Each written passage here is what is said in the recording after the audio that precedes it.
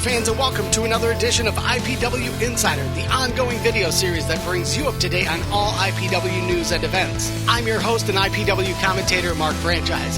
Davison Sarai will not be joining me today, however, she did say she is off on a business outing that has to do with IPW, and it is very important.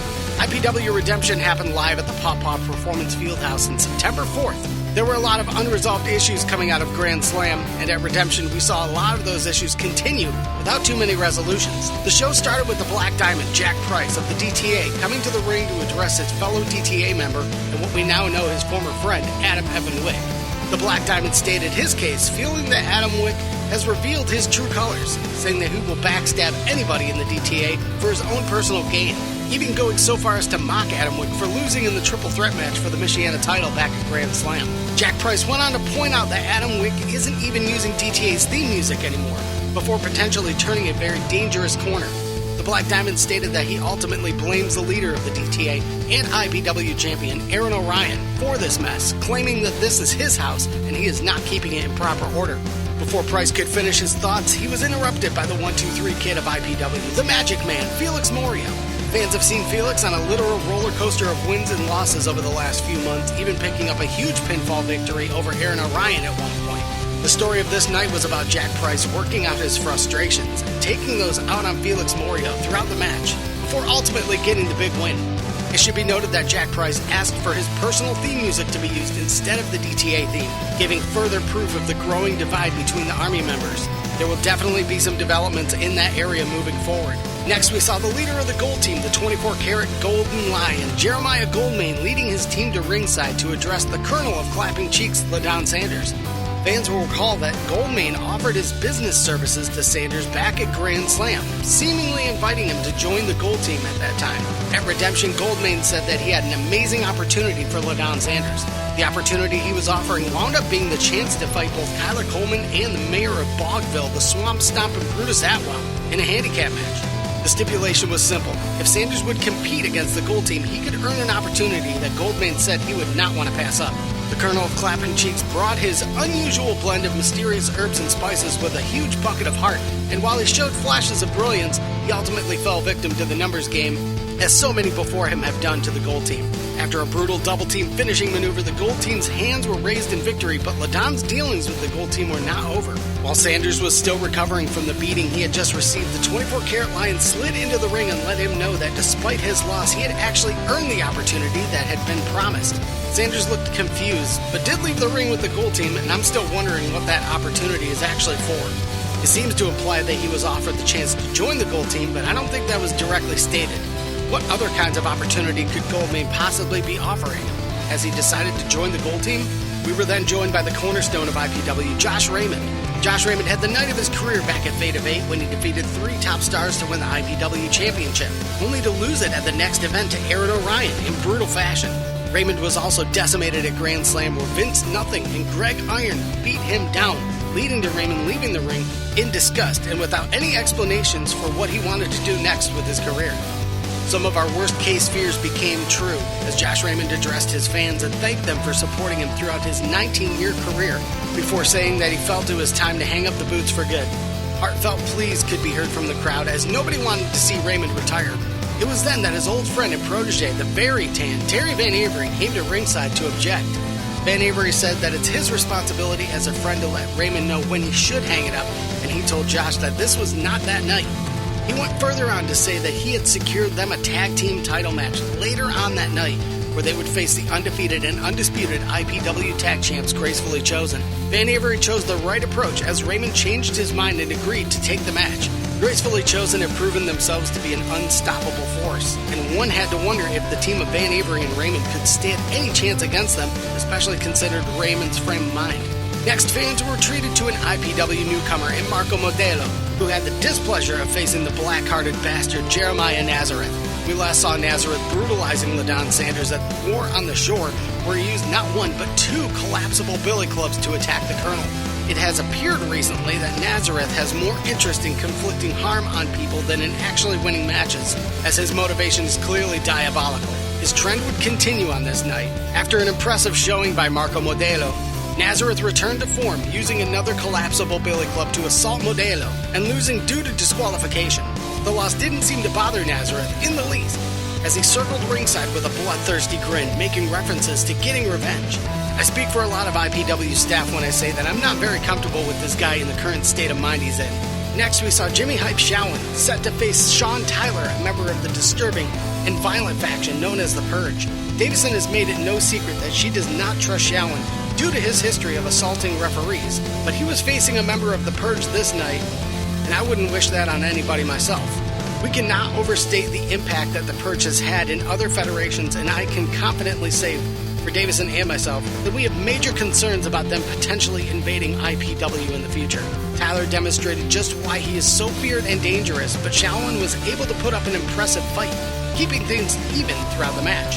At one point, a chain was introduced, and while it looked for a moment like Hype may use it to injure the Purge member, he instead created even more controversy. We've seen Hype Shawan either intentionally or accidentally injure multiple IPW referees at this point. And while I seem confident in giving him endless passes for what Davison considers reckless behavior, Davison has expressed to me that it is her personal belief that Hype Shawan is actively creating a dangerous work environment for IPW officials, continuing that trend by throwing a chain at the referee of this bout, leading to his disqualification. Davison and I will continue to disagree on this issue, but we do agree that Shawan was disqualified, leading to Sean Tyler getting his first victory in IPW. Fans were buzzing after getting their first taste of the Purge, but the story following the bout focused on Hype Shawan calling out Jeremiah Nazareth, saying that he blamed Nazareth for IPW and its officials losing faith in him. We haven't seen this side of Hype before, and his frustration seemed to bubble over. Shawan approached the commentary table, suggesting that we clear all commentary equipment so that it could be used as a weapon. He offered Jeremiah Nazareth a sincere apology, saying that he wanted to wipe the slate clean and to end this vendetta, but also stated that if the apology was not accepted, he was going to put Nazareth through the table, and this time it would be very intentional. To most of our surprise, Nazareth came to ringside and seemed to accept the apology from Hype. That facade was short-lived, though, as Nazareth once again revealed his true colors in attacking Shawan from behind with his trusty baton before putting Shawan through the table.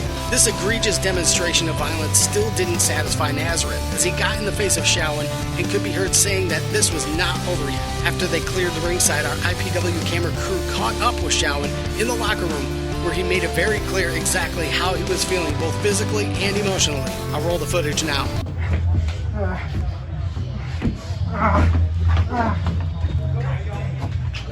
I'm good, man. Can I get the ice or anything? Turn my back. Yeah, can you give me some ice? Yeah.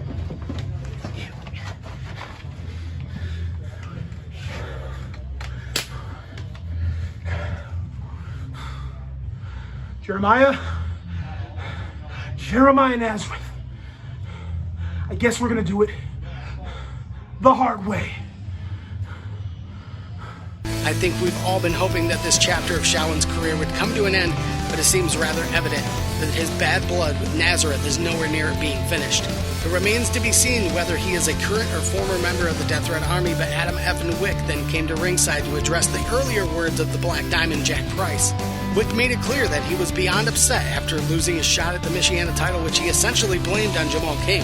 Fans who saw Grand Slam will remember that Derek Wolf won the Michiana title by pinning King, leaving Wick losing the ball without actually being defeated. Wick laid out a challenge to face Jamal King, at which point King joined him at ringside.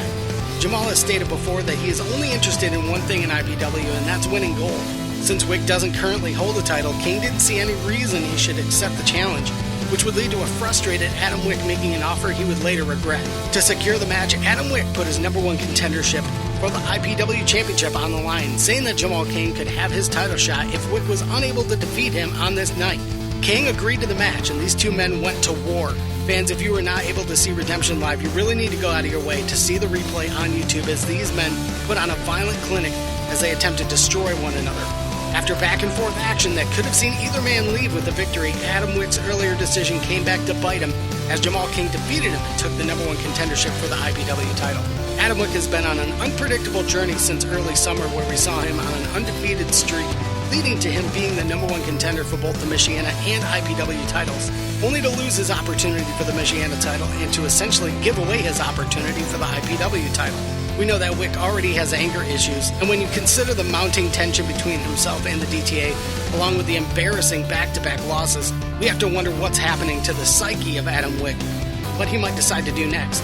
Adam Wick's immediate future was determined by none other than the leader of the Death Threat Army, as Aaron Orion has now demanded that Jack Price face Adam Wick in a no-holds-barred match to settle their differences once and for all. Neither man hesitated in accepting that bout, which is set to take place on this Sunday at IPW Brawl in Battle Creek. It looks like Orion is doing exactly what Jack Price said he should do, and that's take control of the DTA household that he claims to control. One has to wonder if this contest will actually settle their differences or simply pour more gasoline onto the fire between the two. Fans were then treated to the undisputed and official Michiana Championship holder, the ultra-successful Derek Wolf, who was barely able to speak as he was continually interrupted by booing fans, but ultimately delivered a one-word message.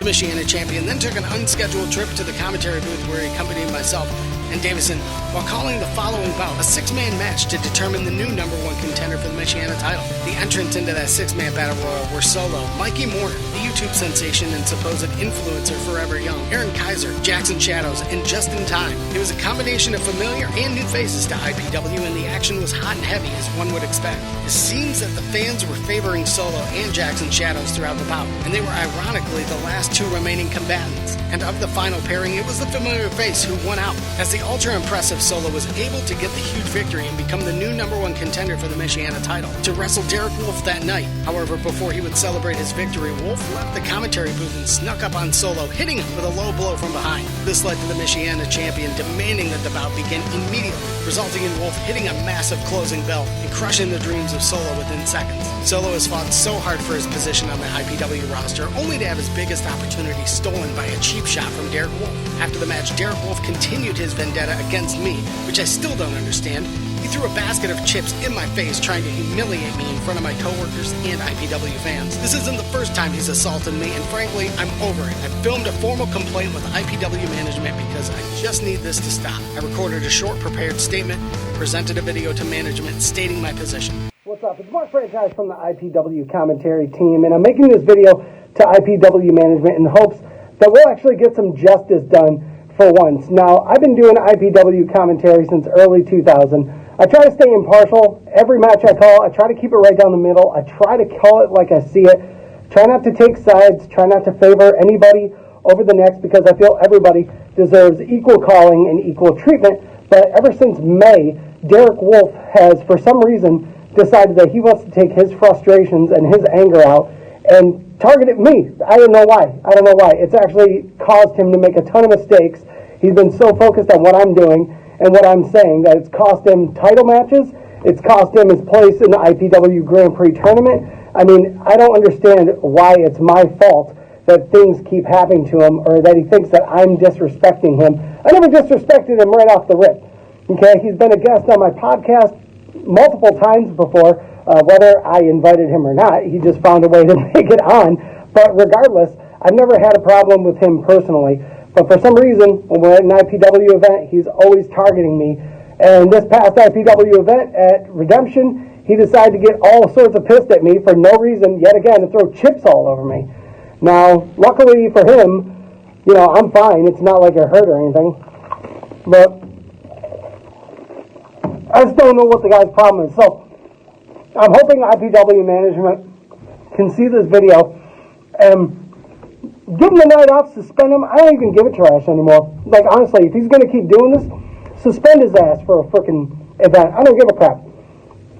If you don't book him, he's probably just going to show up anyways. But maybe if you suspend him, he'll give me a break and he'll let me do my freaking job the way I can do it, the best way I know how to do it, for one night in peace. Just please let me do my freaking job once. That will be freaking like Christmas coming early, okay? So that's all I'm asking. IPW management, take it over. Just let me know, because I'm sick of the freaking mistreatment. It was then revealed to me that IPW management has passed downward that Wolf has been suspended and will not be allowed to compete at Brawl in Battle Creek this coming Sunday. Davison has expressed to me that she genuinely hopes this doesn't lead to further animosity from Derek Wolf. In the main event of the evening, we saw Terry Van Avery and a man who was only moments before preparing to retire in Josh Raymond, facing the indestructible and undefeated duo of IPW Tag Team Champions Gracefully Chosen. Their title reign was nearly 600 days coming into the match, and it seemed like a foregone conclusion that their reign would continue given Raymond's state of mind. It cannot be overstated just how impressive and dominant Gracefully Chosen have been since debuting in IPW. So imagine everyone's surprise when Terry Van Avery started the match like a house of fire, bringing a shocking amount of high-impact offense to the unsuspected members of Gracefully Chosen. Eventually, the chemistry of the tag champs took front and center as Adonis was able to interfere in the match and gain control for his team. Once Gracefully Chosen took control, it looked like they were rolling downhill as the match was largely one-sided in their favor. Eventually, the very tan Terry Van Avery was able to get a tag to Josh Raymond, who entered the match and cleaned house in short order. In what looked like a potentially questionable decision on tagging Terry Van Avery back into the match relatively quickly, Raymond uses 20 years of experience to take Haseo out of the match, leaving Van Avery to exchange a series of roll-ups with Adonis before catching a shocking pinfall victory, making himself and Josh Raymond the new IPW Tag Team Champions. I don't think anybody in that building could have predicted the outcome, including myself. Respect is due to our fallen champions as Gracefully Chosen conducted themselves like true professionals throughout their seemingly endless reign. But the kings are dead, and long live the new kings of IPW Tag Team Division. Can you imagine what must have been happening in the mind of Josh Raymond that night? He went from being prepared to retire from a 20-year career to take an impromptu match and becoming a tag champion in a short window of time. One would hope that this would reinvigorate him and his feelings about his career. We'll have to wait and see. Besides another night of full action and excitement, a few exciting announcements were also made by IPW management, as we are thrilled to announce two new superstars who will be joining the IPW roster in Myron Reed and Paragon. Both have made huge waves everywhere else they've gone, and we at IPW are thrilled to have them join the fold and to show IPW fans the sort of action and intensity they have come to expect from IPW. It has been confirmed that Myron Reed will make his highly anticipated IPW debut at Grave Danger 2 on October 23rd, coming live from the Vandermill Cider facility in Grand Rapids. We're awaiting information about the location and date of Paragon's IPW debut. What we do know, though, is that Brawl will take place Sunday, September 19th in Battle Creek, Michigan at full blast. The card will feature that no-holds-barred match between Jack Price and Adam Wick, and will feature Aaron Orion defending the IPW title against the new #1 contender, Jamal King. Both matches have massive implications for the future of IPW, making Brawl a can't-miss event. That wraps up another edition of the IPW Insider. We will see you this Sunday for IPW Brawl in Battle Creek,